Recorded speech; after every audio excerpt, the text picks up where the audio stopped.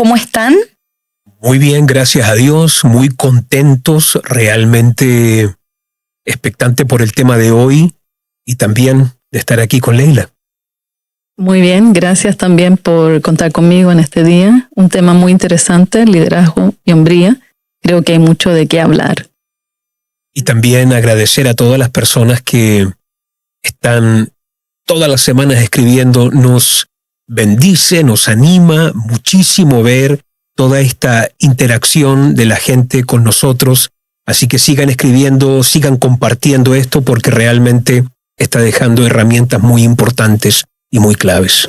De hecho, aprovecho de decir que no olviden que tenemos este reto de que apenas lleguemos a los 10,000 suscriptores, estaremos escogiendo 3 personas que hayan comentado todos los podcasts y los hayan compartido con todas sus amistades, que le enviaremos el regalo de 3 libros, que es la trilogía del liderazgo, que es El despertar de los valientes, Levántate y resplandece y Generación de conquista. Así que no olvide que tenemos este reto, interactúe con nosotros. Tenemos el correo electrónico info@rodolforojas.org, en donde usted puede enviar las preguntas que tenga a Rodolfo Rojas referente al liderazgo. Así que no pierdan la oportunidad de interactuar con nosotros. Así que en este día estaremos tratando acerca de la hombría. ¿Por qué es tan importante hablar este tema? Creo que es un tema demasiado importante por el déficit que estamos teniendo en lo que respecta liderazgo y hombría en todas las esferas, así sean sociales, familiares, ministeriales. Creo que hay hoy, desde el área espiritual como también desde el área sociológica, de atacar justamente un diseño que Dios estableció. Y cuando hablamos de hombría y liderazgo es un tema que en estos días estuve visitando uno de nuestros discipulados un día lunes y toqué un poco nomás sobre masculinidad, sobre hombría.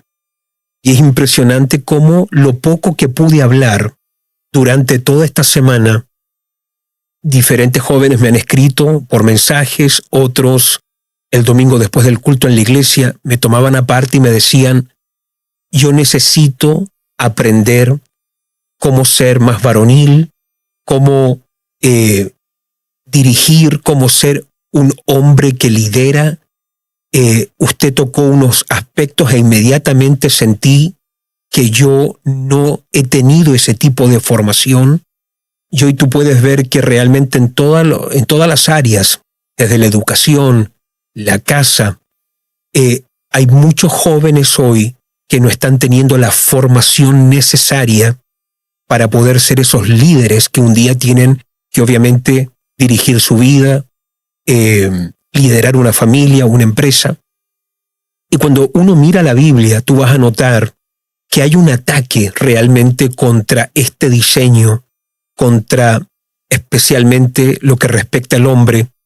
Y me llama mucho la atención cuando tú lees, por ejemplo, el capítulo 1 del libro de Éxodo. Dice en el capítulo 1 que Faraón comienza a ver cómo se comienza a multiplicar el pueblo de Israel en Egipto. Inmediatamente él comienza a idear, ya a maquinar una estrategia para frenar este crecimiento. De hecho, Faraón expresa los 3 temores que tiene. El primero es que se está multiplicando demasiado Israel. El segundo es, no vaya a ser que se nos levanten y nos hagan guerra. Y el tercer temor es, no vaya a ser que estos esclavos se nos terminen yendo de la tierra. ¿Cuál es la estrategia que entonces comienzan a idear? Vamos a hacer algo. Cuando vayamos a los partos a asistir a las hebreas, vamos a hacer lo siguiente. Si es niña, la vamos a dejar viva. Pero si es niño, lo vamos a matar. Y a lo mejor puede ser que leamos esto y es una historia en la Biblia y punto, nada más, pero puedes descubrir que aquí hay un ataque directo de las tinieblas y especialmente cuando miramos hoy cómo se está desenlazando todo el diseño de algo que se conoce como ingeniería social. Tú tienes que saber que cuando tú vas a la escuela, tú no solamente vas para ser informado. Hoy la escuela ya no está educando. En muchos lugares, por no decir en gran parte de Occidente ya no se educa, se está adoctrinando, se está indoctrinando a nuestras generaciones, y una de las cosas que se está tratando de instalar es que el hombre, no solamente el hombre y la mujer son iguales, sino que el hombre ahora está hasta inferior a la mujer.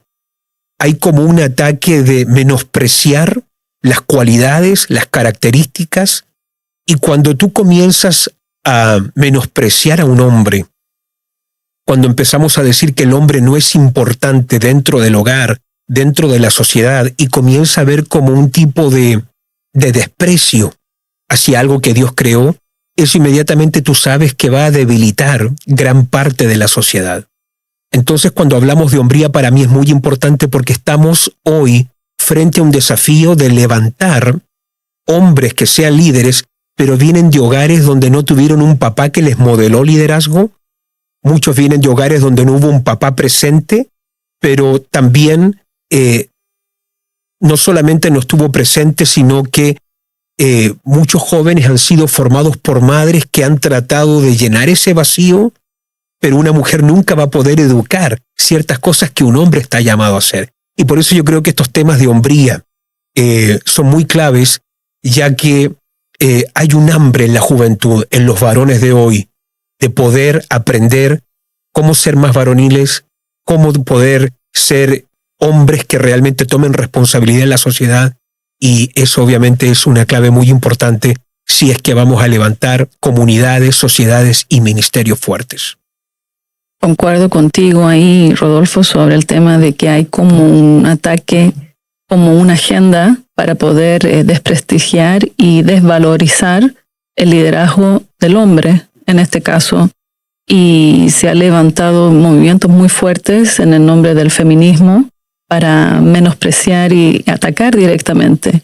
Y creo que eso levanta más que nada una generación también de mujeres resentidas con el hombre, con el varón, y no creo que va a contribuir, no contribuye. Creo que la mujer ha sido valorada en este tiempo, tiene los mismos derechos que los hombres, pero este movimiento que se ha levantado es más que nada también para desvalorizar y quitar el valor o la importancia que tiene el hombre en el liderazgo, en un hogar, en un ministerio, en general en la sociedad. Sí, creo claramente que hay una agenda en contra, como tú decías de ese ejemplo del libro de Éxodos, que había una agenda de Faraón de matar a todos los varones. Ahora quizás esa agenda no es directamente de atentar contra la vida de un hombre, pero sí contra el liderazgo y la voz de un hombre en la sociedad. Sí, yo creo que lo que respecta el hombre en la sociedad como en el hogar, su liderazgo es muy clave. Y también creo que hay muchas mujeres hoy que se ven obligadas a tomar liderazgo no porque quieran, sino porque se ha generado un vacío que la mujer dice, bueno, aquí alguien tiene que poder dirigir, y es ahí donde la mujer entra como muchas veces a dominar. Hay una parte del feminismo que obviamente está reclamando, está peleando por mucho más que derechos, porque hoy realmente algo que quizás comenzó hace muchos años atrás como una lucha loable, que la mujer tuviera derecho a votar, hoy se ha degenerado. Está ese tipo de feminismo y después está este otro feminismo que no es buscado, sino que la situación lo ha forjado, donde hay una mamá que tiene que ser papá, mamá, tiene que ser hombre y mujer que lidera, disciplina, enseña, corrige, ama, porque el hombre no está presente. Y la ausencia paternal, claro, llevó a la mujer a eso. Y es por eso que nosotros hoy creo que es urgente poder tener un mensaje claro para los hombres de la necesidad que ellos tienen de comenzar a liderar. Y yo creo que todo se comienza a sanar cuando nosotros entendemos que Dios es Padre. Y Dios no es un Padre ausente. Dios es un Padre presente. Y creo que cuando a un hombre se le revela paternidad, que para mí es el nivel más elevado de liderazgo. De hecho, cuando lleguemos a la eternidad, el título principal con el que vamos a llamar a Dios no es apóstol, no es sacerdote, no es león, no es cordero, es padre. Él es un padre. Y cuando a un hombre especialmente se le revela la paternidad de Dios y comenzamos a liderar bajo ese principio de paternidad, cambia todo en la sociedad. Y justamente eso lo quiere atacar hasta el feminismo, porque dice la feminista hoy, pero Dios también puede que sea madre. ¿Por qué tiene que ser padre? A lo mejor es una mujer. Pero es que hay algo muy sano. Hay algo que balancea, ordena todo cuando se entiende el poder que tiene el hombre y el poder que hay en que en una casa haya un padre presente. Pienso en el machismo. Creo que ha sido un liderazgo enfermizo, quizá de parte del hombre, que ha distorsionado esta idea sana del liderazgo del hombre. ¿Qué piensa usted referente al machismo y el liderazgo sano de un hombre? Sí, mira, primeramente yo creo que estos dos ismos, machismo y feminismo, ambos son peligrosos. Cada vez que uno comienza a ir en pos de una idea que puede ser buena, se vuelve en error una vez que cae en un extremo. ¿Ya? Estábamos recién tocando el punto sobre feminismo. Comenzó como algo tan bueno, luchar por ciertos derechos que la mujer no tenía. Pero fíjate hoy cómo todo se ha pervertido dentro de ese tema. Machismo y feminismo también tenemos que separarlo un poco, porque ¿qué es machismo? Machismo es el abuso del hombre sobre la mujer, ¿verdad? El hombre abusa con su poder, abusa con su fuerza, abusa de su autoridad, pero feminismo es diferente, porque feminismo no es abuso contra el hombre, sino que feminismo es el deseo de la mujer de ser igual que el hombre, algo que nunca va a llegar a ser porque fuimos creados por Dios de forma totalmente diferente. Entonces, el machismo, si vamos a tu pregunta, es una forma equivocada de liderar porque es abusar de mi fuerza y tratar de controlar por la fuerza, así sea a tu esposa o a lo mejor a todos en el hogar. Y el machismo lo que ha hecho es que muchas veces ha generado también una generación de mujeres heridas y resentidas. Volvamos al punto feminismo. ¿Por qué una mujer llega a creer que el feminismo es algo bueno? Y yo creo que hay tres razones básicas, que es impronta, es vacío y es resentimiento. Impronta en el sentido de que vimos a una mujer dominar, vimos a una mujer ejercer dominio a tu madre, entonces yo lo reproduzco. La segunda razón es vacío. Como el hombre no está presente, la mujer se ve obligada a hacerlo. Y luego el resentimiento. El resentimiento es cuando la mujer se sintió tan abusada por el hombre por causa del machismo que dice todos los hombres son malos y ahora le vamos a pagar de vuelta. Ahora nos vamos a vengar de los hombres. Entonces la mujer cree que esta es la mejor vía de levantarse contra el machismo. Pero yo creo que una de las cosas que son claves es aprender a liderar como el hombre que mejor nos enseñó de cómo ser un varón para su tiempo y como también para nuestro tiempo hoy, que es Jesús. Y fíjate que Jesús fue alguien tan único porque dice la palabra que Él es el esposo, la iglesia es la novia. Pero mira la cualidad que Él tiene. Dice la palabra de Dios que el hombre tiene que amar a su mujer así como Cristo amó a la iglesia y se entrega a sí misma por ella. Entonces, dentro del concepto bíblico que hoy se ataca, se dice que la Biblia, dice el feminismo, lo que único que fomenta es machismo. No es verdad. Porque cuando tú miras la Biblia dice que el hombre tiene que seguir el ejemplo de Jesús. ¿Y cuál fue ese ejemplo? Que así como Cristo se entregó por la iglesia, así también el hombre cuide de la iglesia y se entregue por amor a ella. Dime si eso no es liderazgo en su más pura esencia. Y yo creo que eso es lo que tenemos que recuperar. Pero esa identificación con ese tipo de hombría y liderazgo solamente viene de una comprensión y una revelación de quién realmente somos en Cristo. Y por eso nosotros como cristianos no creemos en el machismo, Y también tenemos que dejar claro, para nosotros el feminismo no es algo que tiene que entrar dentro de la iglesia, pero que tristemente, estábamos hablando hoy con Leila, tristemente se está infiltrando el feminismo de una forma tan sutil que hoy en ciertas mesas de cristianos, por ejemplo, si la mujer le dice al hombre, anda y hace esto, la gente lo acepta, nadie reclama. Pero si el hombre se dirigiera hoy a la mujer y le dijera, anda y hace eso, inmediatamente cambiaría el ambiente, porque nos estamos acostumbrando cada vez más que al hombre en público se le puede retar, en público se le puede mandar, en público se pueden reír de él y se acepta, pero no de la mujer.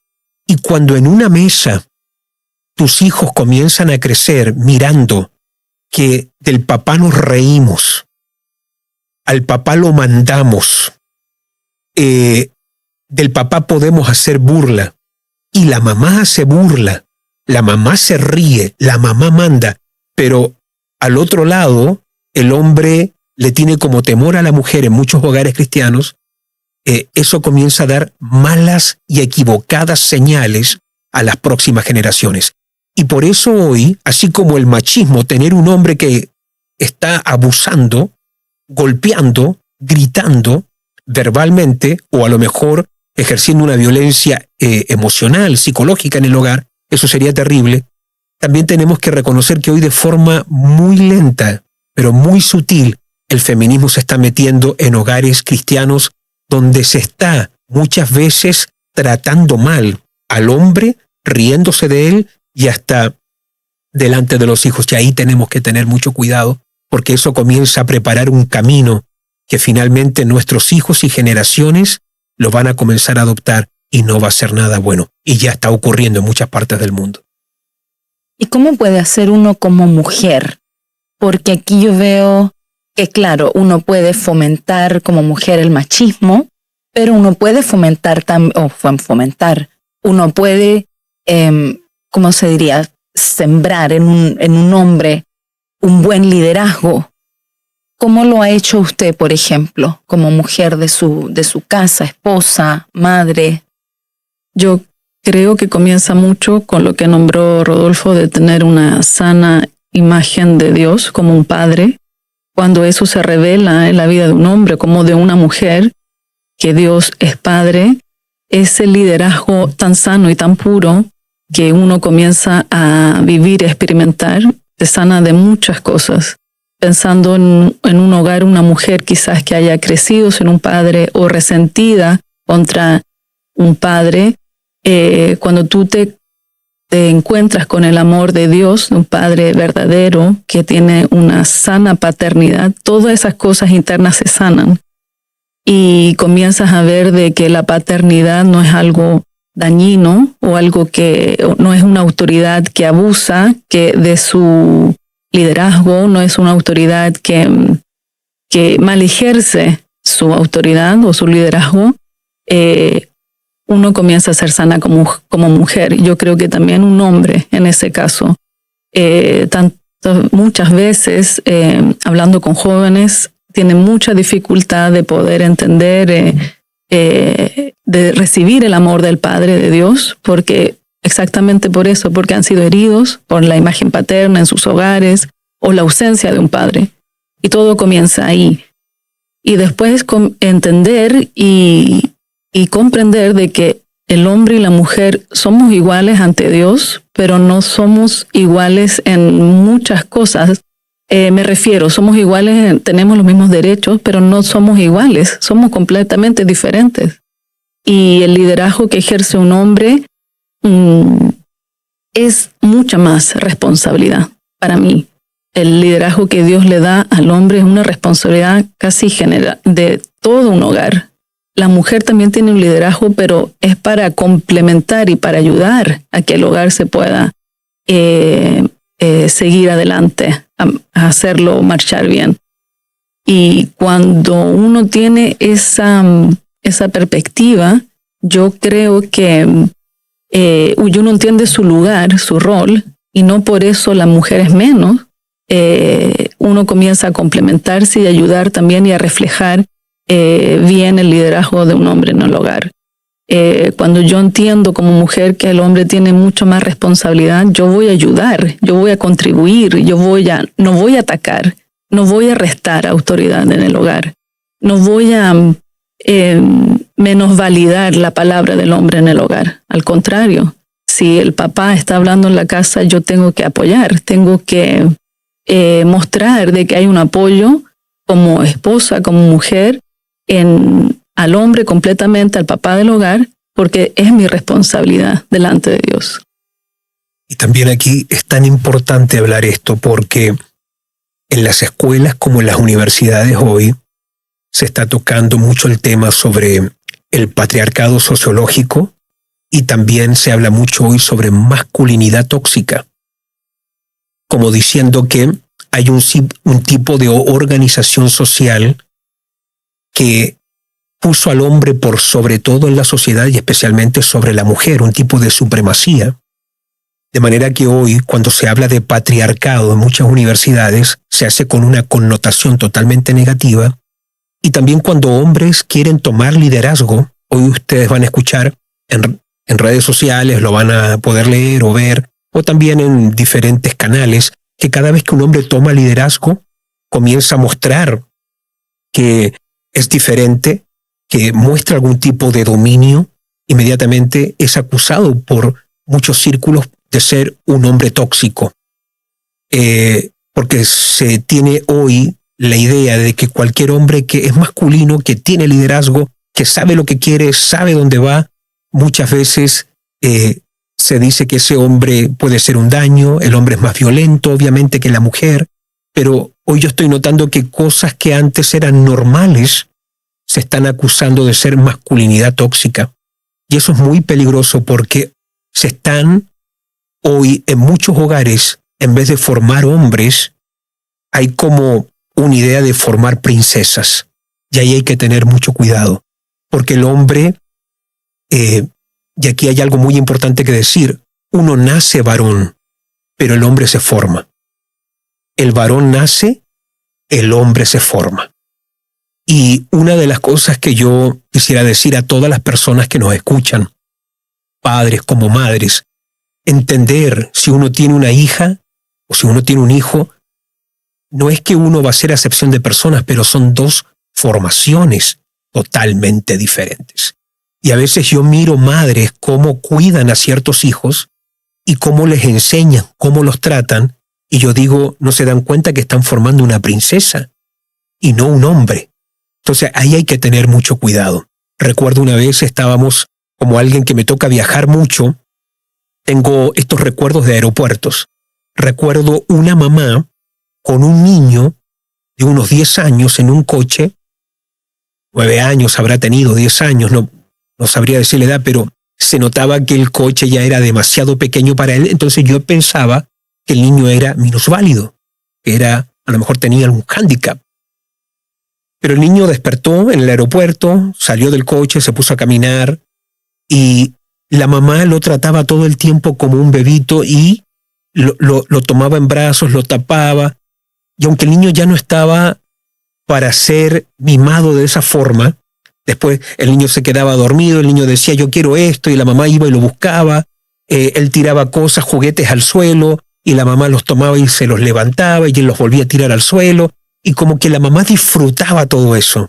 Y el niño se volvió a quedar dormido, después lo volvió a poner a este niño grande que ella ya casi no se lo podía muy bien, lo volvía a poner en el coche. Entonces, formar a un niño así, dándole todo lo que quiere, creyendo que este niño es la princesa que no tuve. Porque muchas veces la mujer tuvo una idea o un deseo de tener una niña y le salió un niño. Entonces, bueno, dice ya que no tuve la princesa que siempre quise, a este niño lo voy a tornar en eso.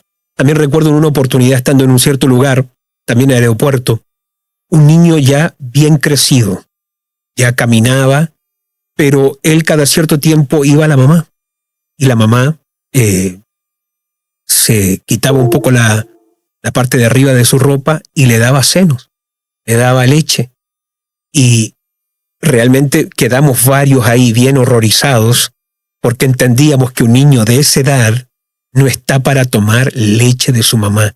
Y la mamá le hacía cariño, lo trataba de una forma que uno dice, esto no está bien. Y por eso nosotros hoy tenemos que entender que muchas veces el machismo que hace tanto daño fue generado por la ausencia de un padre, pero también el machismo tiene una madre. Por eso yo creo que cuando uno comienza a formar un niño, hay que tener mucho cuidado de ser sobreprotector. Y al niño hay que dejarlo pasar por ciertos procesos y fases donde le vamos enseñando a él a tomar responsabilidad. Porque la pregunta es, ¿cuándo un hombre llega a ser hombre? Esa es la gran pregunta. ¿Cuando egresa de la universidad? ¿Cuando se casa? Por ejemplo, si tú preguntas en ciertos círculos no cristianos cuándo el hombre es hombre, cuando tiene su primera relación sexual, pero no hay nada definido. ¿Cuándo el hombre llega a ser hombre? Y realmente el hombre llega a ese reconocimiento, llega a su hombría en el momento que él asume que él es responsable de su vida y que él es responsable de un matrimonio y de una familia que tiene que dirigir. Pero el hombre no va a llegar a ese momento de entender y de asumir responsabilidad si nunca se le dio y nunca se le formó y nunca se le fue dando responsabilidad poco a poco. Entonces, cuando yo veo estas madres que son sobreprotectoras, que le dan todo lo que quieren, que no lo forman, que no lo disciplinan, que no lo corrigen y que comienzan más que a formar, a deformar a un niño, tú sabes que ese niño un día, aunque se case, tristemente va a ser el primer hijo que va a tener esa esposa. Por eso muchas mujeres cuando se casan no se casan con un hombre, se casan con un niño, porque la mamá comenzó a formar un niño perpetuo, lo que se conoce como el síndrome de Peter Pan, de ese niño eterno que no quiere crecer, no se quiere formar. ¿Y cuál es uno de los grandes problemas que tienen hoy los hogares? Especialmente si hablamos de hombres, es infantilismo. Es decir, cuando un hogar sufre, aunque hay un hombre presente, ¿por qué sufre ese hogar? Porque no hay un hombre maduro que esté tomando responsabilidad. Entonces tú tienes este hombre de 30 años, 40 años que no quiere trabajar, como tuvo una mamá que lo sustentó toda la vida, ahora quiere que su esposa lo sustente a él quiere vivir jugando sus juegos, él quiere vivir su vida a su manera, porque fue criado así por 20, 30 años, fue sobreprotegido. Entonces, en estos días hablaba yo con una madre, no hay error más grande que hacerle todo a un niño desde pequeño. Hay que entregarle responsabilidades poco a poco. Y en ese asumir responsabilidades, tú vas desarrollando ese hombre. Por ejemplo, que él limpie su habitación, que él haga su cama. A lo mejor eso no es una responsabilidad que él va a poder tomar a los 3 años, obviamente, pero tiene que aprender con el tiempo. Entonces, cuando uno lleva a un niño y lo vuelve en este hombre que le pregunta, ¿qué quiere comer? O le plancho la ropa, o te hago esto, te hago lo otro, y nunca se desarrolló él a nivel personal, entonces, tristemente, en vez de formar, deformaste. Entonces, es ahí donde yo creo que es tan importante esto de tomar responsabilidad. A mí Leila, por ejemplo, me plancha mi ropa. Pero Leila también está aquí presente y te puedo decir que yo tomo la tabla, ¿cómo se dice?, para planchar. Yo pongo a la plancha. No es algo que yo le pido, plánchame esto, plánchame aquí, plánchame allá, sino que yo veo que ella está ocupada con sus cosas y yo sé planchar lo mío. Y cuando Leila siempre me ve a mí tomando la plancha, inmediatamente me dice, amor, ¿qué necesitas? Yo te plancho la camisa. Y he tenido que aprender estas cosas porque a veces me toca viajar y estoy solo. De hecho, me gusta mucho que Leila, si me puede servir, me ayude. Dependo mucho de eso, de ella en esa área, pero también he aprendido que si llego a estar en una situación solo, me sé manejar en esa área también, porque uno tiene que aprender a hacer diferentes cosas. Tenemos el caso de de mamás que muchas veces no les gusta cuando el hombre entra a corregir.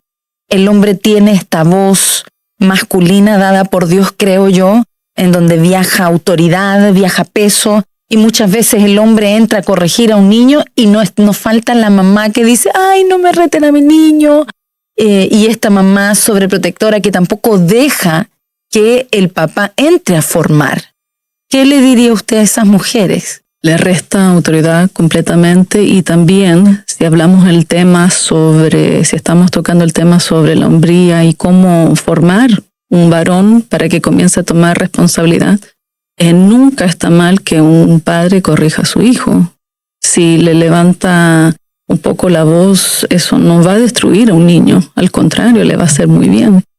Y si en algún momento quizás los padres no están de acuerdo, la mujer no está de acuerdo, cómo lo corrigió, nunca hablarlo en público delante de los niños, sino que eso uno lo hace, uno tiene que planificar cómo queremos educar a nuestros hijos. Y yo creo que esa conversación la tuvimos y estábamos de acuerdo, qué queríamos educar y qué queríamos formar. Hay algo que quiero tocar ahí, que nosotros tuvimos un acuerdo desde el comienzo, y era que no íbamos a mostrar ningún desacuerdo, ni tampoco nos íbamos a desacreditar autoridad delante de nuestros hijos. Si tú estabas corrigiendo a uno de ellos, yo no te iba a decir a ti que no lo hicieras, y viceversa. Y yo creo que cuando uno le muestra esa unidad a los hijos, donde ninguno de los dos, ni el padre a la madre, ni la madre al padre, le falta el respeto, cuando ellos se dan cuenta que aquí hay un orden en ese acuerdo, se produce un poder y una autoridad en el hogar que pone una base muy sólida. Y por eso es muy peligroso cuando una mamá, especialmente una mamá, le llama la atención al padre delante de los hijos, porque el padre es esa autoridad. Entonces a veces está esa madre que le dice, no retes a los niños, pero después cuando los niños se portan mal, le dicen al papá, mira a los niños lo que están haciendo. Entonces los hijos dicen, ¿por qué me voy a someter a alguien o por qué voy a obedecer a un hombre que ni mi mamá respeta? Entonces los niños entran en esta división. Primero, la mamá sale en rescate de nosotros, que no nos rete, y ahora le está pidiendo a mi papá que nos corrija. Y esa división también envía un mensaje muy claro para los hijos que las cosas no están bien en casa. Pero si hay algo, si queremos ver liderazgo en los hombres, en los hogares, hay algo que una mujer nunca debe hacer. Y es llamar la atención delante de sus hijos a su esposo o al padre de la casa. Eso es muy importante. Eso desacredita y quita valor. Eso también impronta, porque si hay hijas en el hogar, ellos también están siendo improntadas por una madre y ellas van a repetir después lo mismo cuando ellas tengan y forman su hogar. Y ahí hay como un ciclo donde se comienza a repetir ciertos patrones que no son saludables, no son buenos para el hogar ni para la sociedad. El día que se casen, así como la mujer es un complemento para el hombre, que ellos también sean esos líderes para el hogar, porque no le tienen miedo a la responsabilidad. De hecho, tú vas a ver en un casamiento, muchas veces es muy típico que cuando se tira el ramo, la mujer es muy romántica y la mujer quien atrapa el ramo. Pero tú te vas a dar cuenta que en muchos círculos el hombre le huye a eso. Y la mujer la mujer se pregunta muchas veces por qué el hombre le huye al casamiento. A veces la mujer, en cierta edad, quiere entrar en un compromiso que el hombre no quiere. Y he escuchado a mujeres preguntar por qué el hombre huye al casamiento. Y no es que huya ni al casamiento ni al matrimonio, sino que el hombre entiende que hay una responsabilidad que no está preparado para tomar. Y es por eso que tenemos que ir formando a estos hombres para que vayan tomando un día esa responsabilidad de una familia. Por eso mi consejo para las madres es que por favor, desde pequeños, no hagan de sus hijos princesas. No hagan de sus hijos esas princesas que un día no se les puede corregir, no se les puede tocar, o que a lo mejor no pueden aceptar corrección, porque eso finalmente llega un día que cuando tiene que enfrentar la vida, ese es el momento donde se encuentra con un mundo allá afuera que es muy duro, es muy peligroso, y que no te va a tratar con la armonía o con la delicadeza que tú experimentas en el hogar. Entonces, a todas las madres, padres que nos escuchan, tenemos una responsabilidad de hacer de nuestros hijos hombres, que cuando ellos se casen un día, esa mujer que va a tomar nuestros hijos digan, wow, realmente me estoy casando con este hombre. Y por eso creo que también es tan clave en la sociedad, porque el hombre no solamente está ausente en muchas cosas que respectan familia, sino como en la sociedad también, pero también el ministerio. Y nos poníamos a pensar en estos días, hablábamos con Leila, cómo en todos los lugares, todas las iglesias donde vamos, número 1, hay más mujeres que hombres, en la gran mayoría de las iglesias. Número 2, los que sirven, la mayoría, más mujeres que hombres.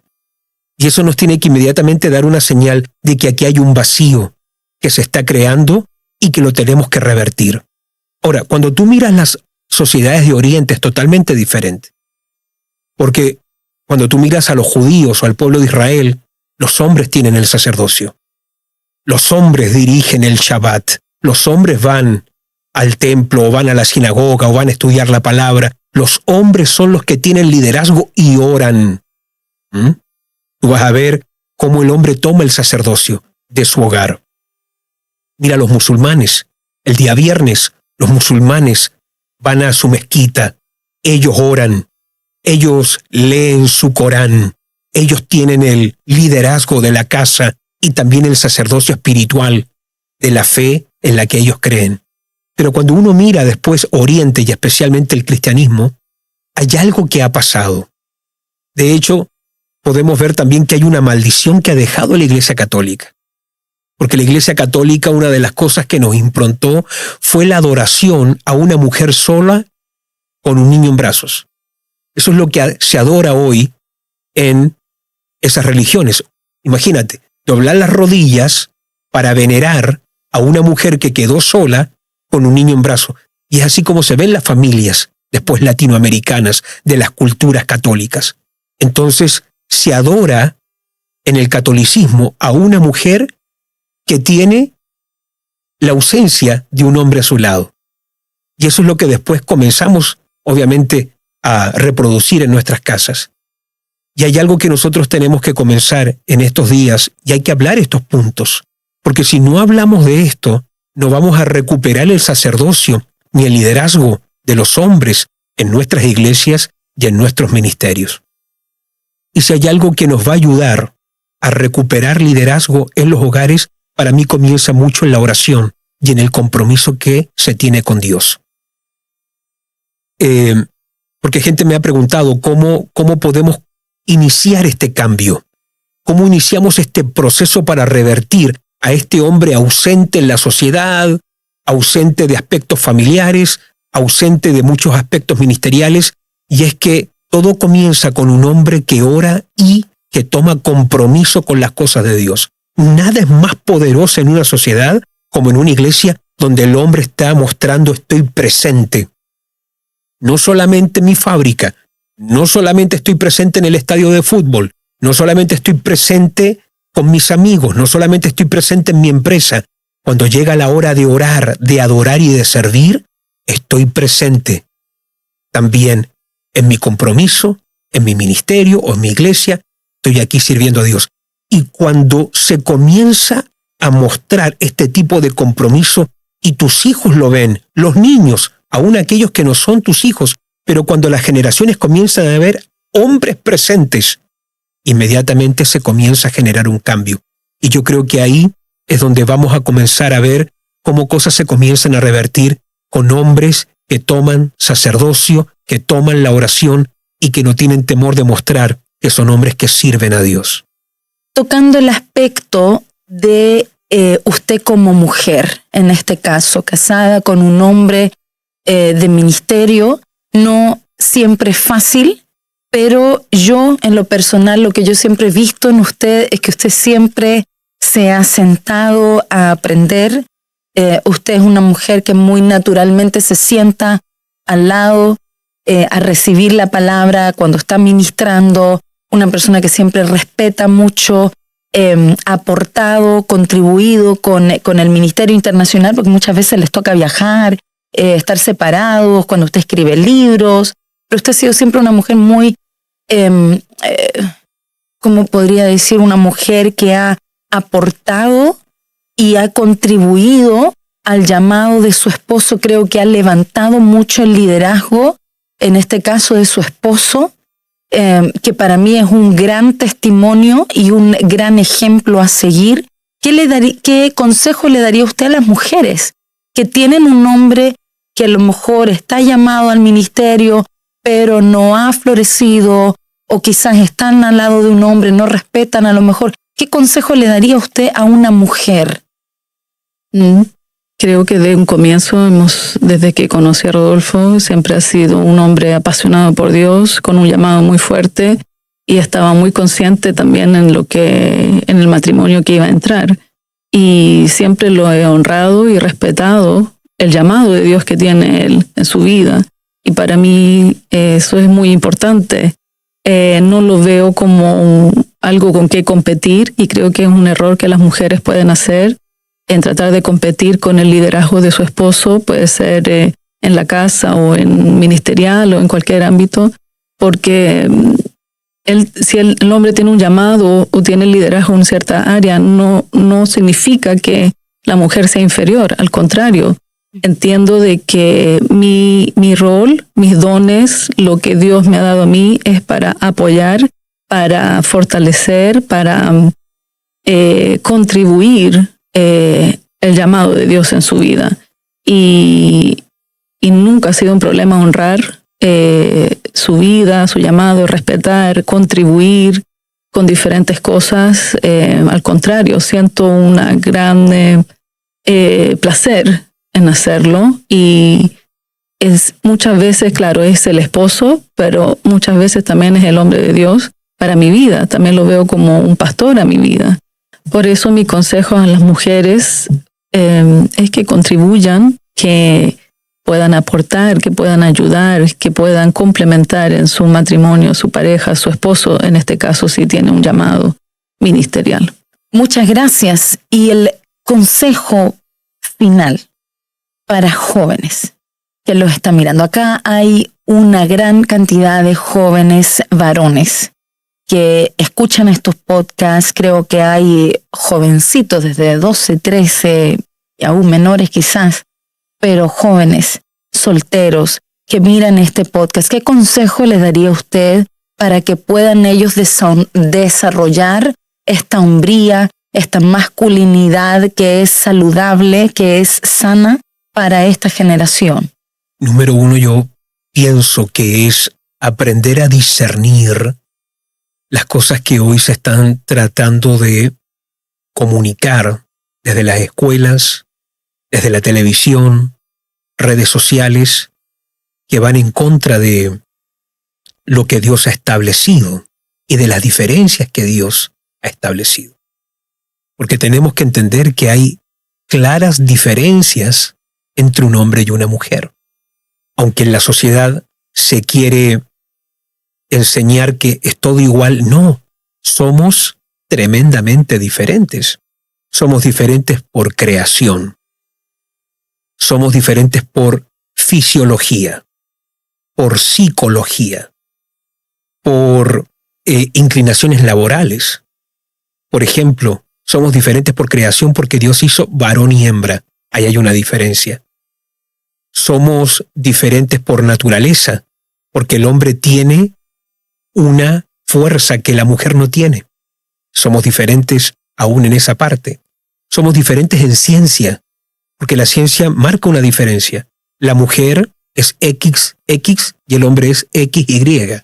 Hay una diferencia. Somos diferentes por psicología. La mujer es emocional, el hombre es lógico.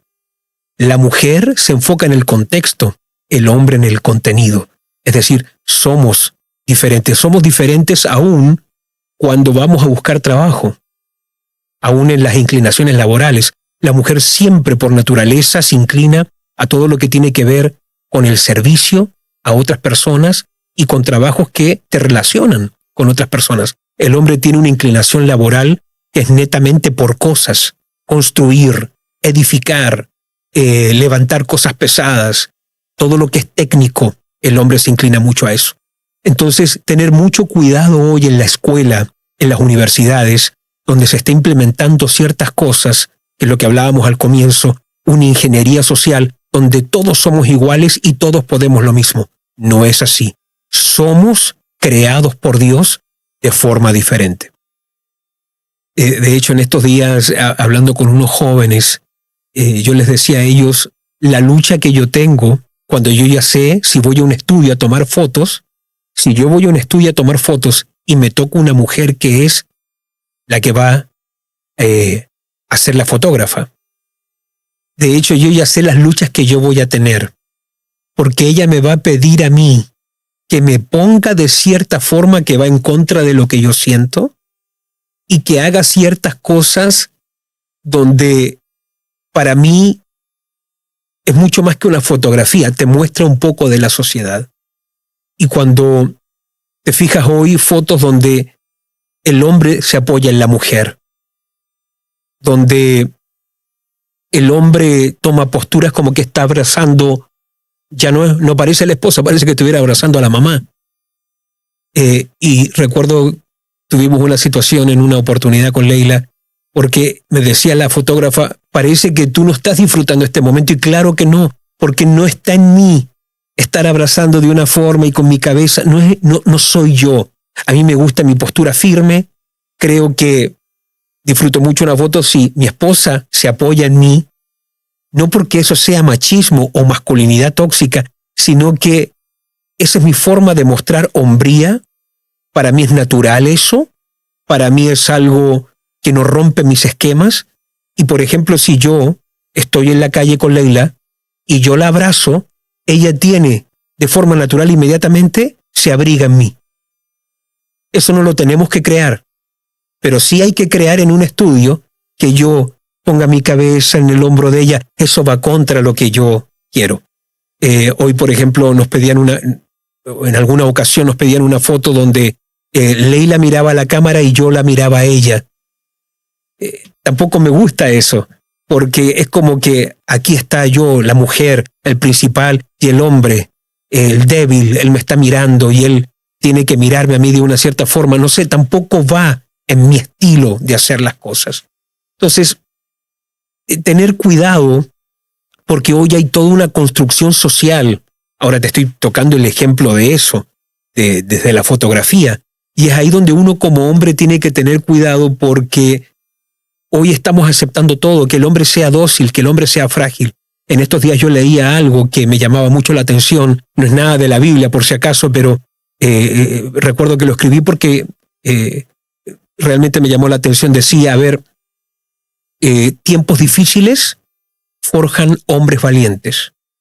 Hombres valientes producen tiempos fáciles. Tiempos fáciles forjan hombres frágiles.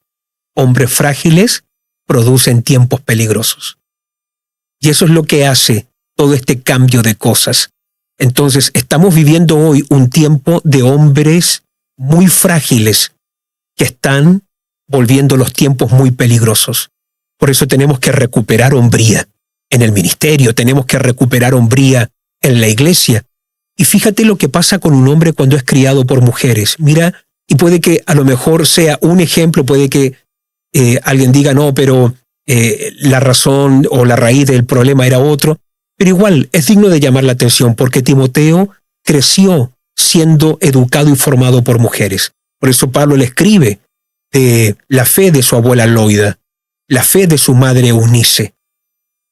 Pero él ahora lucha con el temor, porque cuando no ha habido hombre en tu vida en esos años tan importantes de formación, una de las cosas que te pueden pasar cuando no tuviste un hombre que abrió camino, que te mostró carácter, que te mostró liderazgo, llega el día que tú estás bajo presión y como no viste a un hombre cómo tenía que lidiar con la adversidad, eso te rompe y te quebranta.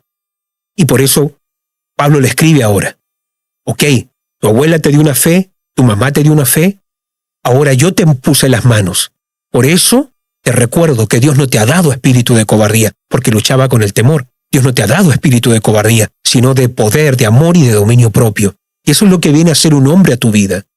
Te viene a dar esta inyección de valentía, porque cuando hay hombres frágiles, los hombres frágiles van a producir sociedades débiles, iglesias débiles, van a producir familias, matrimonios que van a ser disfuncionales. Entonces yo pienso aquí que tenemos hoy que mostrar claramente que masculinidad, ser varonil, no es nada malo, que somos diferentes. La mujer no tiene que sentir ningún temor de mostrar su fragilidad, su feminidad. ¿Hay algo más hermoso en una mujer que sus gestos sean femeninos, que su forma de hablar sea femenina? Entonces hoy se quiere llevar a los hombres a ser delicados, hombres que hablen de forma delicada y mujeres que hablen de forma fuerte. Se están cambiando los roles. Un día alguien me decía, después de una predicación, porque estuve dando una palabra muy fuerte, confrontando ciertas cosas y ministrando ciertas cosas, y un joven ponía en el comentario, recuerdo en YouTube, decía, cuando los hombres hablan así, no sé, me genera mucho miedo, decía este niño, este joven, era un hombre. Y eso es lo que pasa cuando no ha habido un hombre en tu vida, y de repente un hombre marca presencia, un hombre con su voz te muestra un poco de autoridad. Claro, estaba atacando ciertos pecados, estaba hablando de forma pronunciada. Este joven ni me conoce, es de otro país, pero él decía, cuando yo escucho hablar así, me genera temor, algo me produce. Entonces tenemos que tener mucho cuidado. Estamos hoy ante una necesidad urgente de hombres que marquen presencia, que marquen liderazgo. Por eso me gusta mucho este verso de 1 Corintios 16:13, donde Pablo le escribe a toda una iglesia, porque fíjate que muchas veces ser varonil es una mentalidad, no tiene que ver con gritar ni con golpear. Ser varonil tiene que ver con una mentalidad. Y cuando la iglesia está pasando por una adversidad, es importante que los hombres, más que nunca, sean hombres. Y dice 1 Corintios 16:13, velad, estad firmes en la fe, portaos varonilmente y esforzaos. Portaos varonilmente, porque en tiempos críticos tú necesitas hombres que enfrenten las adversidades, no como mujeres. Por eso no dice portaos femeninamente, no, especialmente en tiempos de persecución y de oposición, necesitamos la marca de un liderazgo que sea masculino, varonil, y que diga, no nos vamos a doblegar, no vamos a doblar las rodillas frente a esto, vamos a mostrar que en medio de la adversidad podemos sobresalir y seguir adelante. Así que tengamos cuidado con todos estos estereotipos, con todos estos tipos de enseñanzas y a todos los jóvenes que nos miran. Realmente nuestro ejemplo a seguir es justamente el de un hombre llamado Jesucristo. Por eso es en Él en quien nosotros encontramos identidad y es el ejemplo, por sobre todo, lo que nosotros tenemos que aprender y seguir. Y si yo de alguna forma puedo contribuir a la vida de un joven y le puedo enseñar cosas como en estos días, voy a tener una administración solo para jóvenes solteros. Me han hecho muchas preguntas los jóvenes en estos días y voy a tener una reunión para jóvenes de 18 a 30 años que los voy a reunir. Todos tienen que ser solteros y les quiero enseñar muchas cosas importantes de cómo se conduce un hombre, cómo piensa un hombre. Les voy a enseñar aún del lenguaje corporal, porque hoy estoy viendo hasta mucho lenguaje corporal que puede ser hasta demasiado dócil y que se está yendo hacia lo femenino, porque los hombres ya no se saben muchas veces ni cómo hay que sentarse, cómo hay que hablar, cómo hay que dirigirse, porque hemos sido enseñados a ser de una forma que no es el diseño de Dios. Así que yo creo, y a todos los pastores, ministros, líderes que nos escuchan, tenemos que comenzar a dejar un tipo de liderazgo que nuestros jóvenes quieran seguir y que nuestros jóvenes quieran imitar. Wow, creo que es demasiado importante este tema, especialmente para las generaciones venideras, para todos los jóvenes que se están levantando en este tiempo. Así que si tiene preguntas referente a la hombría, liderazgo, no dude en contactarnos, no dude en escribirnos. Puede escribirnos a info@rodolforojas.org. Ahí estaremos felices de poder servirle, de poder interactuar con ustedes, responder sus preguntas. Así que no falte, coméntenos y sea parte de estos podcasts que estamos realizando esta semana. Muchas gracias por cada enseñanza, muchas gracias por cada contribución, por cada consejo que nos han dejado. Creo que nos han dejado herramientas de por vida para nuestras vidas, familias, ministerios. Así que muchas gracias. No te pierdas el próximo podcast, Liderazgo con Rodolfo Rojas, un canal de donde extraerás una universidad de conocimiento y capacitación para ser un líder insigne de este tercer milenio. ¿Cómo están?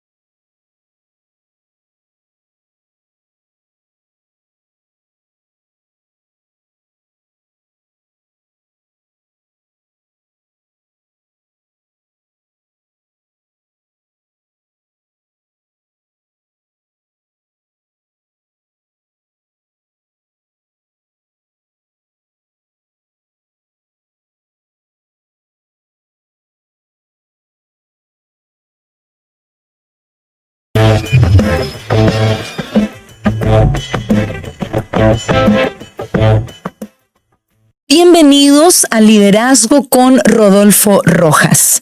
En este podcast trataremos un gran tema que es la formación de un líder. Y aquí estamos con Rodolfo Rojas. ¿Cómo se encuentra en este día? Bueno, muchas gracias, Leslie. Feliz una vez más en esta nueva semana poder llegar a todas las personas con un podcast que yo estoy, pero segurísimo, va a dejar herramientas, claves importantes. Así que muchas gracias a toda la gente que nos sigue todas las semanas, que comparte estos podcasts, que está recibiendo, y a toda la gente que de alguna forma está participando, comentando. Muchas gracias por esa participación. Significa muchísimo para nosotros. Hemos estado recibiendo muchas preguntas ya en el buzón, específicamente acerca del liderazgo y en especial cómo conformar un equipo al inicio de una iglesia, de una empresa, cuando recién va a abrir, para poder tener obviamente una iglesia sólida. Y cuando me llegaban estas preguntas, yo viajaba mucho a los inicios. Recuerdo que usted hacía básicamente todo. Usted compartía todos los temas en los encuentros. Usted daba todas las clases de escuela de líderes en ese tiempo. No habían pastores, no habían líderes, no había mentores. Usted lo hacía todo. Pero en medio de ese tiempo yo también recuerdo haber sido convocada a diferentes tipos de reuniones pequeñas en donde usted nos hablaba, nos ministraba y era literalmente cómo nos inyectaba de tanta fe, nos inyectaba de sueños grandes, de una visión clara. Y quisiera que nos contara de esa primera etapa, de cómo usted comenzó y qué cualidades buscaba usted a la hora de conformar un equipo, porque esa primera etapa fue clave, creo, para poder establecer un equipo que lo ayudara al día de hoy, que tenemos muchísimos pastores, muchísimos líderes que nos ayudan a sustentar la iglesia a nivel local y a nivel internacional.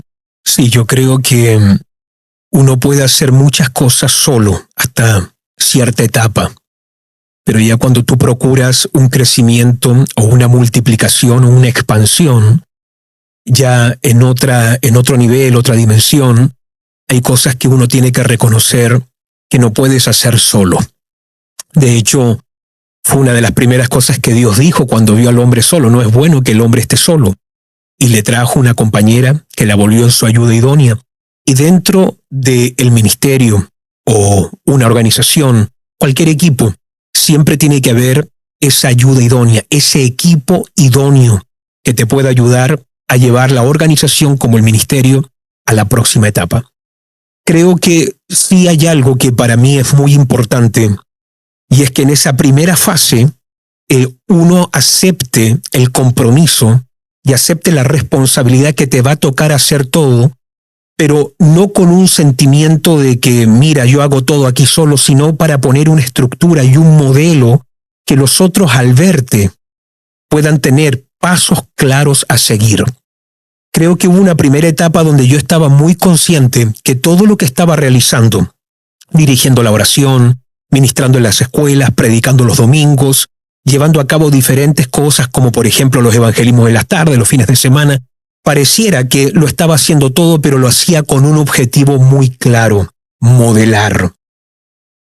Porque antes de poder formar un equipo, lo que más va a improntarlos a ellos, a ese compromiso que tú quieres ver después en ellos, es que ellos hayan visto una clara o un claro modelo a seguir. Entonces tú no puedes formar un equipo en una sala de clases.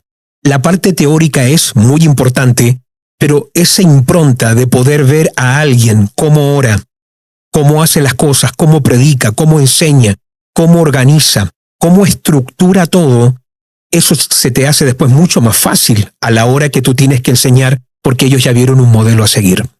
Entonces, uno tiene que aceptar eso en el comienzo. Para mí fue muy enriquecedor esas primeras etapas porque yo también aprendí mucho. Y recuerdo que fue un gran desafío para mí el día que también tuve que aceptar que tenía un límite, que no podía ir a esto solo y que si vamos a llevar nuestro ministerio a hacer lo que Dios había diseñado que fuera, iban a tener que entrar otros agentes, otras personas, hombres, mujeres, jóvenes, que tuvieran ciertos dones y capacidades que los pudiéramos desarrollar en su máximo potencial para que con esos dones pudiéramos llevar nuestra organización y nuestro ministerio adelante. Es todo un arte poder ir descubriendo estas diferentes cosas que tienen cada persona, porque no todos son iguales. Conformar un equipo es un desafío extremadamente grande. Uno puede creer que tiene un equipo, pero hay que reconocer la diferencia entre tener un grupo de personas y un equipo. Creo que tener un equipo toma más tiempo del que uno imagina. Uno muchas veces llama un equipo a un grupo, pero hay una diferencia entre grupo y equipo. Entonces, cuando tú miras, por ejemplo, en el mundo del deporte, hay muchos equipos que tienen grandes estrellas, pero no por eso ganan, porque tienen un grupo bueno de jugadores, pero todavía no han desarrollado un espíritu de equipo. Y dentro de un ministerio, cuando uno tiene que lograr ciertos objetivos, frutos, resultados, tú no lo puedes lograr sin un equipo que sea efectivo. Ahora, llevar a ese equipo a tener un mismo espíritu, a ser apasionados por una visión, a poder manejar una conciencia de misión, eso es un desafío bastante grande. Porque hay que aceptar que todas las personas que te llegan al comienzo son personas diferentes. Nosotros acá en IMC tenemos más de 20 distintas nacionalidades. Te llega un equipo diferentes culturas, diferentes temperamentos, diferentes gustos, Aparte de eso, llegan a conformar y a ser parte de tu equipo personas que tienen diferentes dones y talentos dados por Dios. Entonces se vuelve un gran desafío tomar gente tan diferente y volverlas en un equipo. Nadie es mejor que esto que Jesús, quien puede tomar hombres del vulgo, pescadores. Muchos de ellos eran analfabetos, no leían, no tenían estudios universitarios, temperamentos tan distintos como el de Mateo, al de Pedro, al de Juan. Pero Jesús logró desarrollar y conformar de esta gente tan distinta un equipo que después sostendría y se volverían en los pilares de la primera iglesia. Entonces, volviendo al comienzo, a la pregunta que me hacías, ¿cómo se conforma este equipo?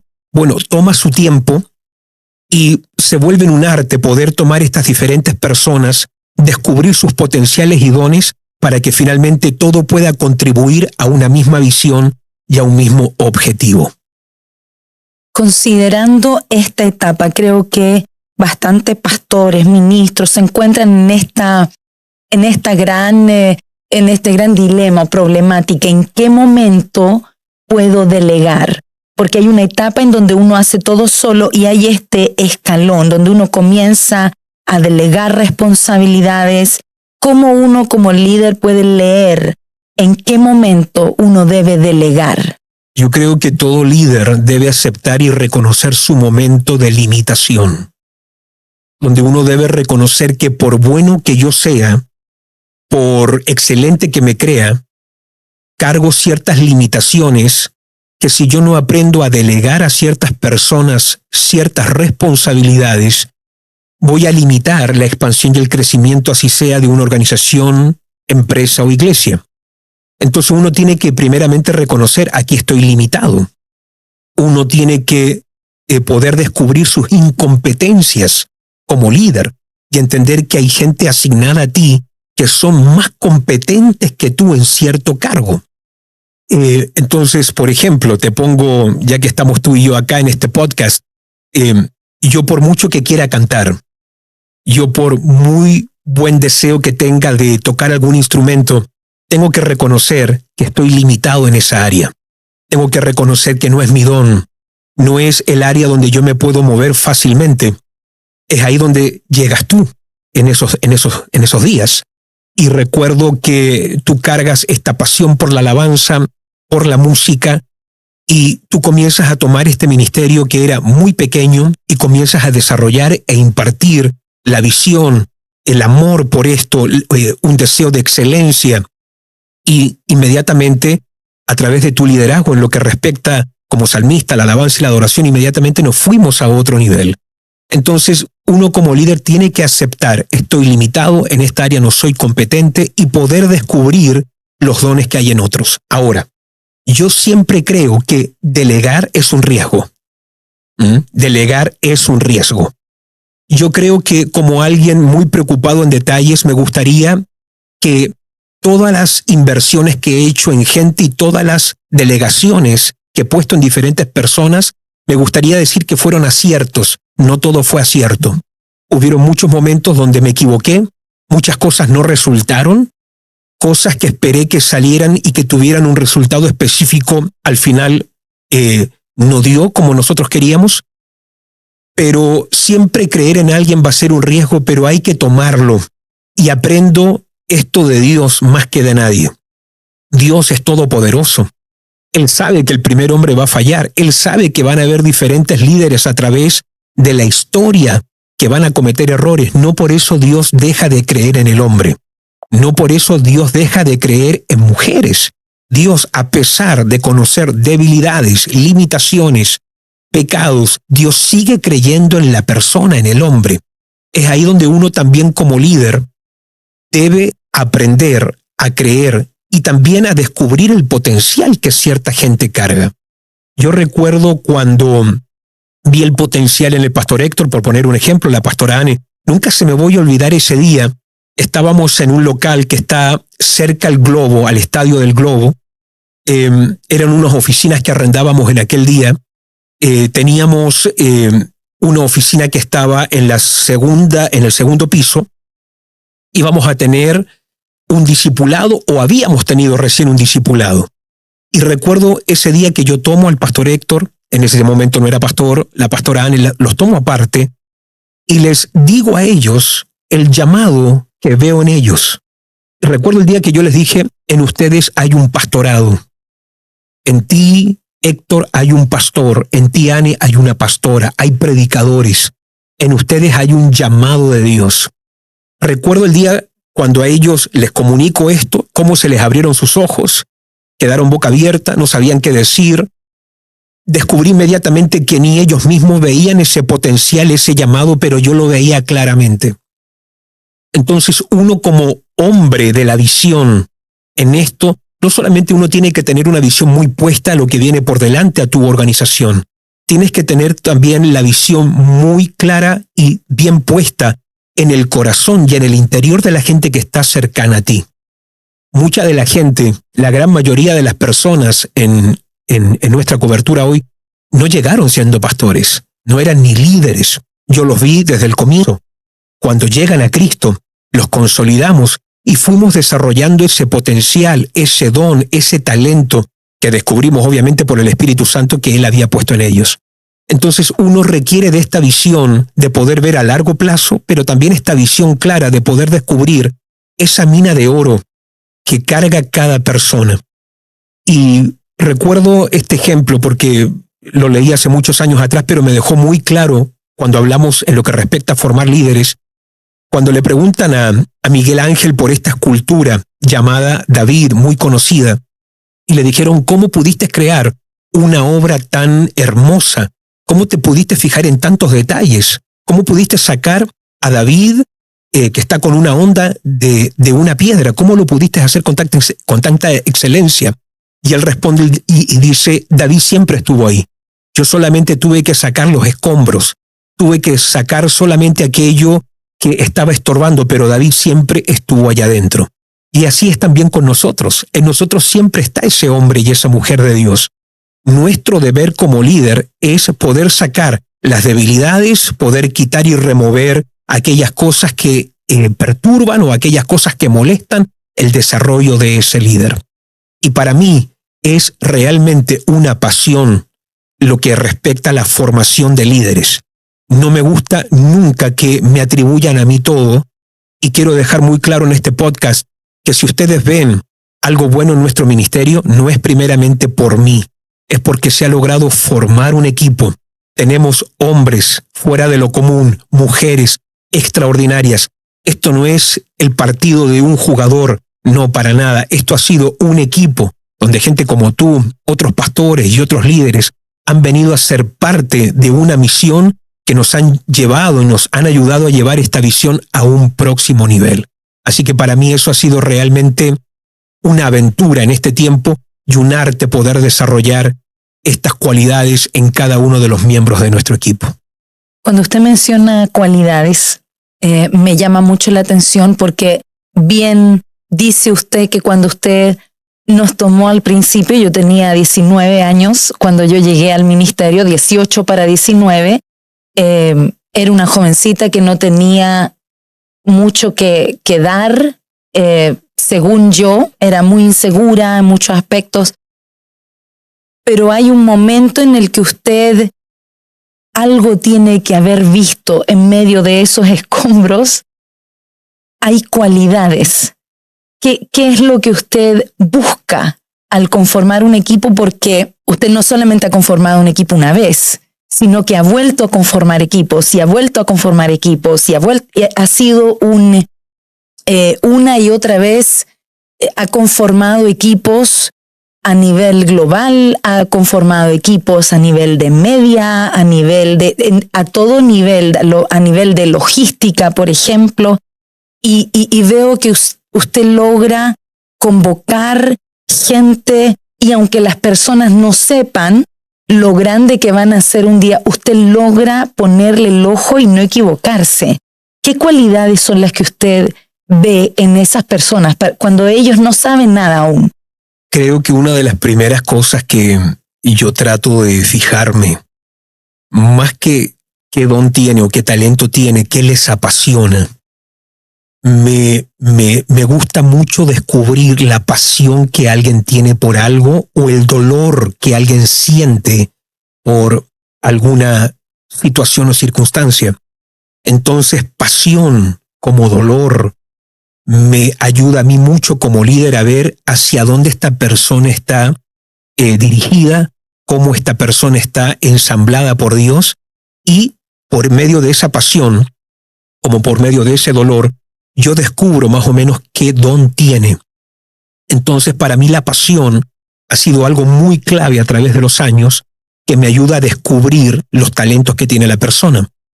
También, obviamente, trato de conocer su corazón, porque en este trabajo de conformar un equipo o de formar o ensamblar un equipo que te va a ayudar a llevar una visión adelante, especialmente dentro de un ministerio, el corazón es sumamente clave. En esto, lo que respecta fidelidad es sumamente importante.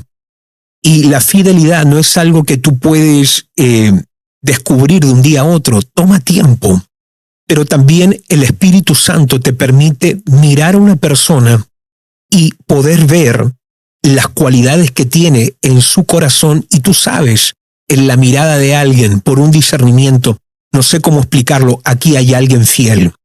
Y con una persona fiel, no importando los líderes o no importando, los talentos que no tiene o quizás los dones de los cuales carece, cuando tú sabes que tienes a alguien fiel pero que va a manejar compromiso, talentos como dones son solamente una añadidura. Entonces me gusta mucho descubrir cuando alguien está dispuesto a ir una segunda milla. Recuerdo probar a personas. Te cuento, estábamos conformando uno de los varios equipos que tuvimos de líderes de jóvenes. Y recuerdo, los convoqué a ellos a una reunión que iba a tener. En ese tiempo estábamos en Van Hagen, este es otro local. Y junté un grupo de aproximadamente 12 o 15 jóvenes. Los llamé a la oficina a una cierta hora, pero les puse una prueba, porque camino a esta oficina tenían que pasar por una escalera. En esa escalera yo dejé un papel botado. Y recuerdo que lo dejé de una forma visible. La prueba era ver quién, camino a la oficina, veía el papel, que era muy visible, que estaba allí, lo podía recoger y decir, este papel hay que llevarlo a la basura, obviamente. Quise ver quién tenía el compromiso, quién tenía este sentido de detalles para poder ver que algo estaba fuera de lo normal y lo podía arreglar. Bueno, ese día me llevé la sorpresa de que nadie pasó la prueba. Todos pasaron, todos subieron por la escalera, pero nadie tuvo el compromiso de poder tomar el papel y llevarlo al tacho de la basura. Y ese día yo les dije a ellos que ellos iban a ser probados. Ellos ya sabían de antes que iban a ser probados, que quería probar su carácter. Y ese día, cuando ellos ya entran a la oficina, yo les comparto a ellos que ya fueron probados. Solamente que ellos no se dieron cuenta de la prueba que estuvo al lado de ellos. Estaban todos un poco así, con dudas, un poco consternados. ¿Cuál era la prueba? ¿Qué había pasado? Y bueno, les conté. Y todos se avergonzaron, porque todos lo vieron. Vieron que había algo que estaba fuera de lugar, pero nadie tuvo el compromiso de doblarse y servir.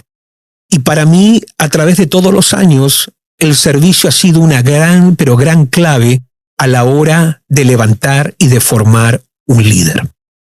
Recuerdo cuando estábamos trabajando en los primeros encuentros hace muchos años atrás, antes de poner a alguien a predicar en un encuentro, yo me fijaba mucho si primero esa persona podía lavar los platos, si podía llegar antes a limpiar y si se podía quedar hasta último. Porque siempre entendí que alguien que tenía compromiso era alguien con el que íbamos a tener un potencial ilimitado. Entonces me fijo mucho en la condicionalidad o en la incondicionalidad de una persona. Dentro de un equipo hay gente que es responsable, pero no incondicional. Hay gente que si tú le dices, necesito ayuda de 8 a 4, ellos van a estar de 8 a 4. Pero después tienes la gente incondicional, La gente que si tú le dices de 8 a 4, ellos te van a llegar a las 7. Y no solamente se van a quedar hasta las 4, van a estar dispuestos a quedarse hasta después. Manejan una revelación de servicio, de incondicionalidad que escapa a lo que respecta a responsabilidad. Entonces, a través de todos los años me he tratado de enfocar en ese gran pero gran detalle. De hecho, Jesús nos enseñó a ser líderes de segunda milla. Si alguien te pide tu ropa, dale también tu capa. Si alguien te pide que lo ayudes a llevar esta carga 1 milla, llévasela 2. La primera milla es la responsabilidad. La segunda milla ya es el compromiso incondicional. Entonces yo le diría a cualquier pastor que no deleguen posición, no den títulos a gente que no ha pasado la prueba de la segunda milla. Recuerdo estar ayudando a un ministerio bien prominente en un cierto lugar y la pregunta era si llamaban a este X líder a ser parte de su equipo, pero pagarle un sueldo a tiempo completo.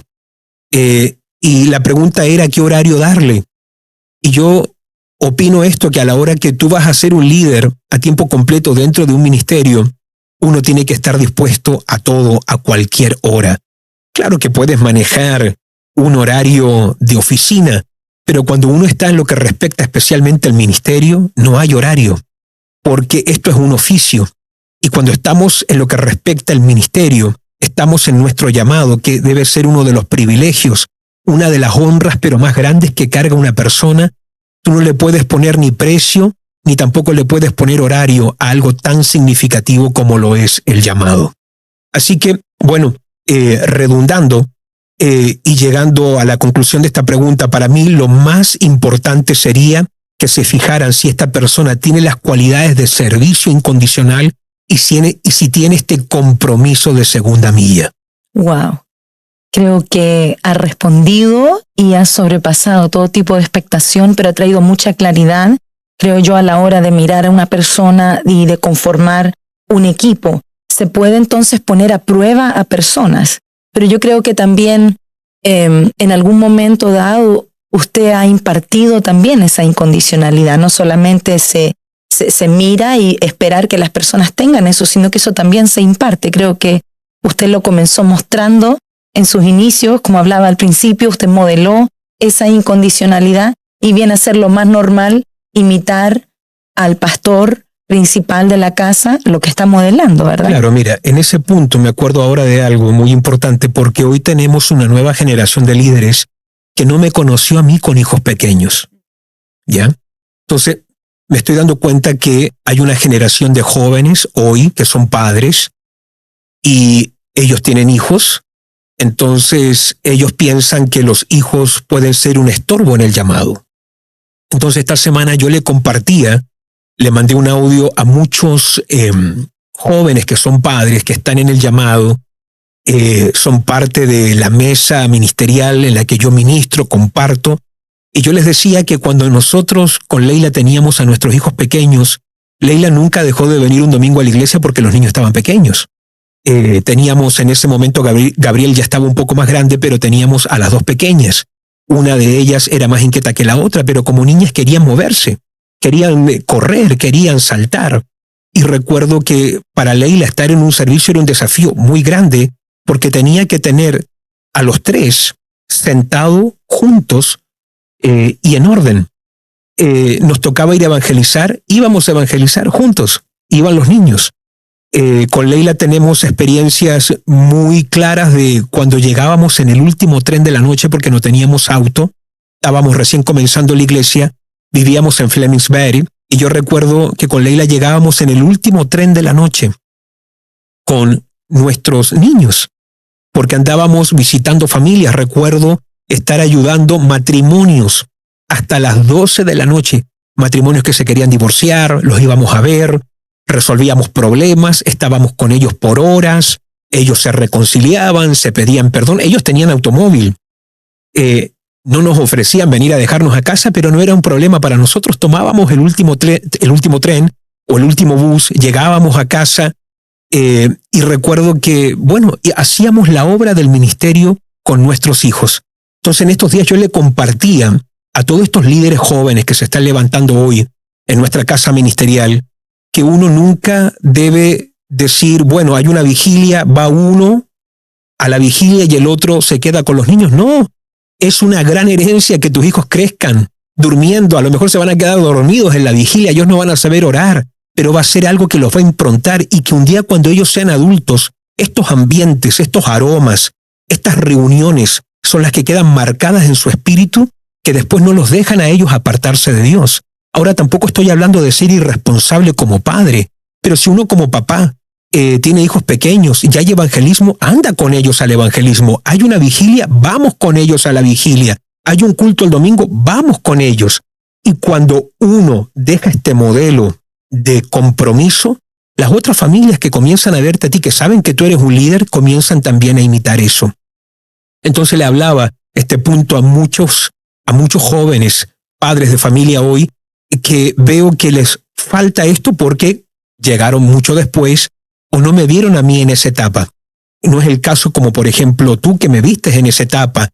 Pienso, por ejemplo, en la pastora Fresia, que también nos vio en esa etapa y que ella nunca puso a su familia como una excusa para no participar de algo.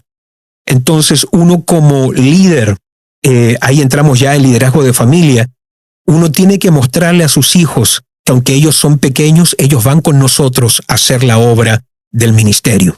Ahora, durante la semana, ellos tienen escuela, se tienen que acostar a ciertas horas, yo lo entiendo. Pero un fin de semana o en la tarde, ¿por qué no salir con ellos a hacer la obra del ministerio? Entonces yo le estoy enseñando esto a mucha gente, que no vuelvan a sus hijos en una excusa, sino que todo lo contrario, vean el recurso, vean la enseñanza y el legado, la herencia que pueden dejar en sus hijos, mostrándoles a ellos y que ellos vayan también acompañando en lo que respecta a la obra del ministerio. Excelente, y de aquí yo saco una gran enseñanza, porque uno puede también volver su familia y los hijos en un gran provecho para poder modelar este compromiso. Creo que yo en mi caso tengo un bebito de 6 meses y tengo un joven de 14.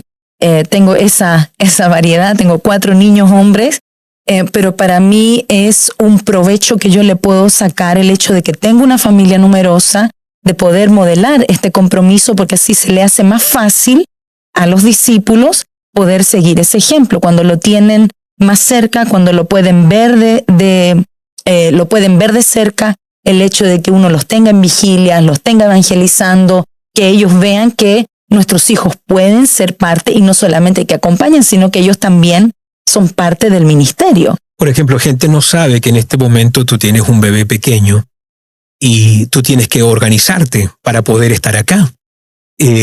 Para ti no ha sido una excusa, miren, no puedo hacer esto porque tengo a mi bebé pequeño, no puedo asistir a esta reunión, no puedo hacer esto otro, sino que tú durante la semana es obvio para ti organizarte, encontrar una solución y no dejar que un niño sea una excusa o un estorbo.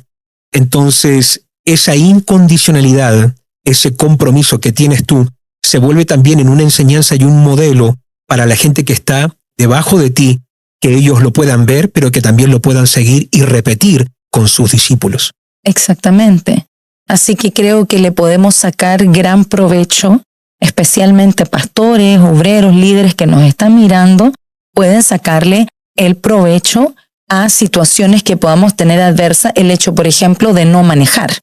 Puede ser un gran estorbo de repente para familias. Dicen, no puedo salir porque es que no tengo auto. Por ejemplo, en mi caso, yo no siempre tuve auto. Yo tuve ya al 3er hijo, recién yo saqué mi licencia de conducir. Entonces, recién ahí yo comencé a hacer el ministerio con auto, pero no siempre fue así la historia. Entonces, creo que a lo mejor de esa desventaja de no tener un auto, uno le puede sacar provecho y uno puede dar vuelta a la situación a que uno puede tener el compromiso de moverse. Aún con auto o sin auto servimos al Señor y nos movemos. Claro, porque a veces tú vas a descubrir que hay personas que no tienen más compromiso, no porque no pueden, sino porque no quieren. Una persona dispuesta, con auto o sin auto, siempre va a estar ahí. Una persona sin disposición, aunque tenga automóvil, helicóptero y avión, si no tiene la disposición, nunca va a llegar. Entonces la disposición es muy clave en una persona. Y cuando hablamos de conformar un equipo y hablamos de cosas, cualidades a descubrir o detectar en una persona, esa disposición. Yo creo esto firmemente, que hay gente que no puede, no porque no tenga el potencial, es porque no quiere. Porque cuando alguien quiere, siempre puede. La disposición activa el poder. Wow. Eso es muy importante. Cuando alguien se dispone y dice, cuente conmigo, yo voy, yo lo haré, en esa disposición por ver que hay una necesidad, activa un respaldo que puede ser sobrenatural, se abren puertas, pero esa disposición activa el poder para que la persona pueda llevar a cabo cierta responsabilidad. Entonces también esa cualidad para mí ha sido muy clave a través de los tiempos. Me parece que es el libro de Isaías, capítulo 1, donde dice, si quisierais, comeréis el bien de la tierra. Y eso es tan clave porque cuando uno quiere, inmediatamente tú puedes lograr ciertas cosas. Y lo ves en Jesús cuando le preguntan, Señor, ¿puedes sanarme? Y Dios no decía, o Jesús no decía, yo puedo. Él decía, yo quiero, porque el querer activa el poder. Y en toda la gente que nos está mirando, no importando los recursos que no tienes, los talentos que te faltan, todas las excusas que podemos poner por delante, lo más importante, más clave que un talento, un don, es la disposición a ese compromiso, a ese querer hacer algo, que es lo que finalmente termina marcando toda la diferencia. De manera que una persona, por ejemplo, que está mirando este podcast dice, yo no soy líder, yo no soy pastor, yo no tengo dones, de repente tenga una crisis de identidad o dice, yo estoy mirando esto y dice, yo quiero, pero no tengo a lo mejor un don remarcable. Usted está diciendo que una persona que tiene disposición y que muestra un servicio incondicional y tiene un corazón para Dios, Dios le va a activar todo el resto, todo lo demás que necesite. ¿Qué le diría a una persona? Muy poderoso eso, porque tengo que también reconocer que a través de los años he visto gente muy talentosa, que por no tener el compromiso y la disposición, el talento nunca se maximizó. Y después he visto al revés, gente sin talentos tan pronunciados como otras personas, pero con una disposición al compromiso y al servicio que los hizo destacar y sobresalir al resto de las personas, al resto de la gente que poseían dones. Entonces, el servicio, yo me parece que lo hablamos en el primer podcast, cómo definíamos el liderazgo y hablamos sobre propósito, hablamos sobre identidad, pero también Jesús dejó claro que el Hijo del Hombre no vino para ser servido, sino para servir. Y cuando alguien tiene espíritu de servicio, que es servicio, que me envían a hacer algo y lo hago, que es servicio, que veo una necesidad y respondo a esa necesidad. Cuando alguien tiene el servicio de hacer cosas pequeñas, aunque no me estén sacando fotos, aunque no tengan que ver con un escenario, aunque nadie me está mirando, cuando yo tengo una disposición al servicio, el Dios que te ve en lo secreto es el Dios que también te recompensa en lo público.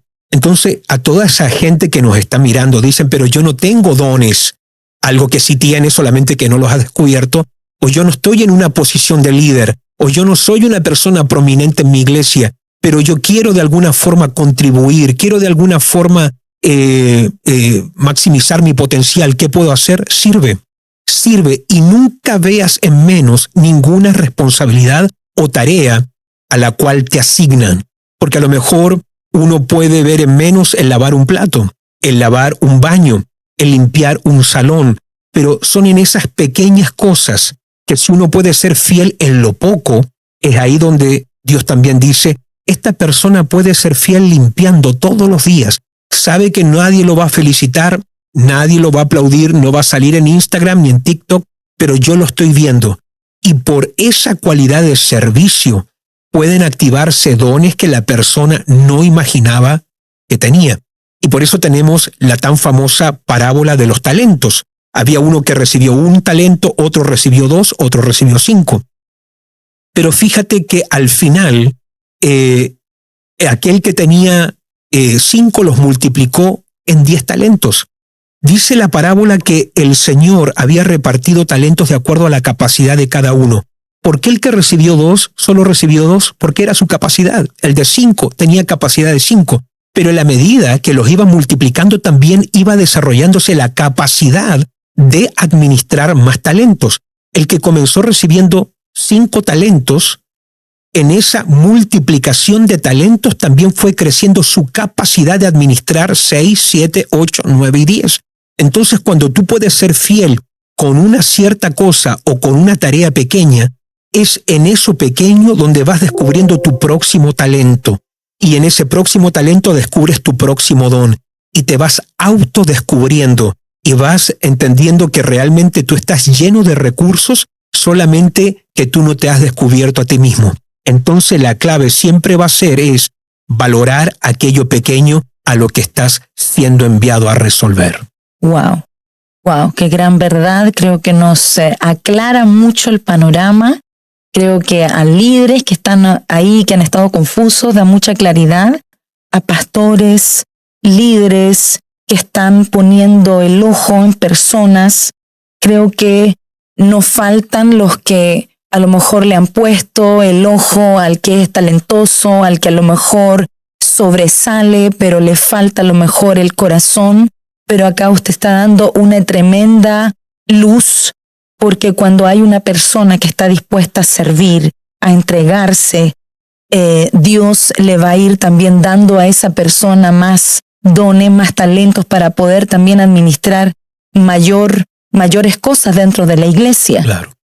Y por eso es tan clave que toda la gente que nos está mirando, así sea un empresario, esto es algo que tú lo puedes llevar a todas las áreas, lo puedes llevar con tus hijos, que tus hijos descubran el beneficio que hay en hacer algo pequeño, porque lo pequeño lo lleva a algo mayor. Tú lo puedes llevar esto a la familia, tú lo puedes llevar a la empresa. Y por eso uno casi siempre en una organización, ¿a quién promueves? No promueves al status quo, al mediocre. ¿A quién promueve uno como jefe, como líder? Aquel que está sobresaliendo, porque cuando tú le dices a uno que haga 20 metros cuadrados, él hace 25. Cuando tú le dices a alguien que limpie 10 ventanas, limpia 15. Y cuando alguien puede sobresalir, es tan fácil sobresalir hoy en la cultura en medio de la cual vivimos porque es tan mediocre. La gente escasamente hacen lo que deben hacer. Entonces es tan fácil sobresalir porque hoy donde la gente anda buscando cómo recibir más haciendo menos, la gente con una mentalidad productiva, con un espíritu fiel, dicen, bueno, me pidieron 10, todavía me quedan 15 minutos, voy a hacer 2 ventanas más, por ejemplo, por poner un ejemplo. O me voy a quedar un tiempo más en el trabajo. Te cuento esta anécdota. Estaba recién comenzando yo el ministerio, no habían finanzas para sustentarme a mí a tiempo completo, así que yo trabajaba en las noches lavando platos en discotecas, restaurantes. Yo trabajaba en uno de los lugares más prominentes acá en Estocolmo. Por fuera era un bar, restaurante y discoteca, pero adentro era una sola cocina. Así que a mí me llegaban los vasos de la discoteca, los platos del restaurante y también las copas y los vasos del bar. Yo me di cuenta de esto, por ejemplo. Si yo estaba quieto mucho rato, como yo trabajaba largas horas en la tarde, yo empezaba a las 5 de la tarde y terminaba a las 3 de la mañana. Esa era la hora que yo llegaba al trabajo. Trabajaba en la tarde-noche porque así me podía dedicar en el día, visitar familias, hacer la obra del ministerio, etc. También me pagaban un poco más, lo que me permitía trabajar 3-4 veces a la semana solamente, así que le dedicaba bastante tiempo. Pero me pasaba esto a mí en el trabajo. Recuerdo que si yo me quedaba mucho rato quieto, me cansaba, me daba sueño. Así que yo descubrí que tenía que estarme moviendo todo el rato, haciendo algo para que no me viniera esta flojera o este cansancio. Solamente que siempre en la cocina había como un momento de 1 hora y media donde no había nada que hacer. Pero era la hora de trabajo. Entonces, a mí no me gustaba que el jefe me viera apoyado, no haciendo nada. Así que recuerdo que eran esas horas donde yo hacía cosas que no eran mi responsabilidad. Recuerdo la tarde que yo comencé a tomar todos los basureros de aluminio o de metal que habían en la cocina y con una esponja los lavaba, los limpiaba. Recuerdo que tomé un basurero y lo limpié, le saqué la mugre. Ese basurero de metal, no lo habían limpiado yo creo en 10, 15 años, estaba lleno de mugre, horrible, grasa, todo lo que te puedes imaginar, pero lo dejé brillante, lo dejé pero hermoso, parecía nuevo. Recuerdo que en ese momento entra el jefe del restaurante y él cuando pasa por la cocina, él dice, ¿cuándo compramos basureros nuevos? Y el cocinero responde, no hemos comprado basureros nuevos, sino que Rodolfo los ha estado limpiando todos. Y recuerdo que ese día el jefe del restaurante me quedó mirando y me dijo, si algún día tú quieres algo, es cosa que me lo pidas y yo te lo voy a dar. Recuerdo que estábamos en ese tiempo en una escasez financiera muy grande, pero muy grande. Teníamos justo para vivir el mes. Y recuerdo que yo un día veía cómo botaban las leches, que estaban buenas, botaban los panes, cómo botaban comida. Y un día yo con mucho respeto le dije al jefe, sabes que yo veo que botan muchas cosas que a mí me servirían en el hogar. No sé si me permitirías que en vez de botarlo, lo pueda llevar conmigo a la casa. Y recuerdo que ese día él me dijo, pero claro que sí, yo te dije que todo lo que tú pidieras, te lo podíamos dar. No tuve que robarme nada, aunque había necesidad. Recuerdo que el jefe me decía siempre, llévate lo que necesitas, y me podía llevar siempre bolsas de mercadería a la casa. A veces eran leches, a veces eran pan, harina, diferentes cosas que me podía llevar. Pero ¿de dónde se activó ese favor? De un jefe que vio que yo pude hacer algo que no eran parte de mi tarea, no eran parte de mi responsabilidad. Entonces, cuando alguien tiene esta cualidad de hacer lo que no está llamado a hacer, de poder trabajar en aquello por lo que realmente no le están pagando, tú vas a sobresalir inmediatamente, así sea en una empresa, organización o iglesia, y eso inmediatamente va a activar promoción como favor, así de parte de Dios como también de parte de un jefe para ti. Wow, tremenda enseñanza. Tenía una pregunta que me llegó, que nos llegó al buzón, y es ¿en qué difiere y en qué se parece la formación de un equipo, ya sea, por ejemplo, dentro de la iglesia, a diferencia de una empresa? ¿Cómo diferenciaría usted? Para mí es muy claro. A mí nunca, cuando yo trabajé, recién estaba hablando del ejemplo de un restaurante, a mí nunca me preguntó el jefe con qué motivación yo venía al trabajo. Nunca me hicieron un chequeo de corazón o de carácter. Nunca me preguntó el jefe cuáles eran mis intenciones de llegar ese día al trabajo. En un trabajo se espera de ti que produzcas, se espera de ti que des resultado y que a fin de mes te paguen, obviamente por eso. A diferencia de una iglesia donde el corazón sí importa e importa muchísimo. Por eso creo que Dios en su reino, una de las cosas que Dios mira mucho es cuáles son las intenciones, motivaciones del corazón. Una de las oraciones que hace de forma repetidas el rey David es: Dios, escudriña mi mente y escudriña mi corazón.